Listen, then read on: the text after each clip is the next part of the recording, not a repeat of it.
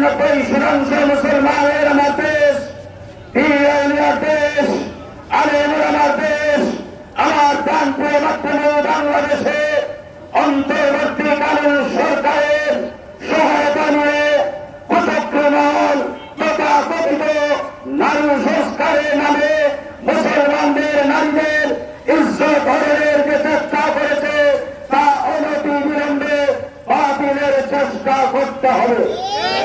দ্বিতীয় যে কথাটি আমরা বলতে চাই, আমার ভাই ফিলিস্তিনের মুসলমানরা, গাজার মুসলমানরা আজ যেভাবে শহরে তরণ করছে, নির্যাতিত হচ্ছে, নিগৃহীত হচ্ছে, রাজপথে রক্ত দিচ্ছে, ফিলিস্তিনের মুসলমানদের পক্ষ নিয়ে বাংলাদেশ 18 কোটি মুসলমানের দেশ হিসাবে অন্তর্বর্তীকালীন সরকারের প্রধান হিসাবে ডক্টর ইউনূস সাহেবকে পরিষ্কার মেসেজ ইসরায়েলের তথাকথিত ইহুদি জাতিসংঘের কাছে পাঠাতে হবে।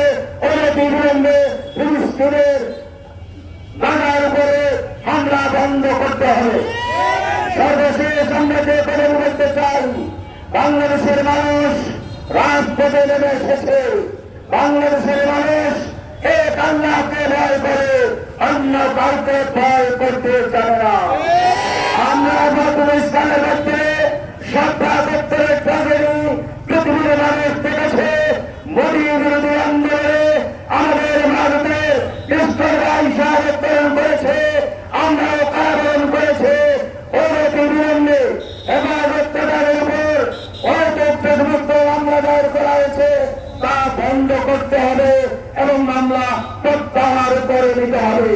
যে অন্তর্বর্তীকালীন সরকার গঠিত হয়েছে তা বৈষম্য বিরোধী ছাত্র আন্দোলনের ফসল। বৈষম্য বিরোধী ছাত্র আন্দোলন এখনো বাংলাদেশে অব্যাহত রয়েছে। নারী শিক্ষানীতি যদি বন্ধ করা না হয় তাহলে তাদের মতো হাসিনার মতো ইউনূস সরকারকে পরিণতি ভোগ করতে হবে। নারী বিষয়ক সংস্কার কমিশনের কোরআন বিরোধী প্রতিবেদন ও কমিশন বাতিল ঘোষণা করতে হবে। সংবিধানে বহুত্ববাদের পরিবর্তে আল্লাহর উপর পূর্ণ আস্থা ও বিশ্বাস পুনর্বহাল করতে হবে। ফ্যাসিবাদের আমলে দায়েরকৃত সকল মিথ্যা মামলা প্রত্যাহার ও শাপলা সহ সকল গণহত্যার বিচার দ্রুততম সময়ে কার্যকর করতে হবে।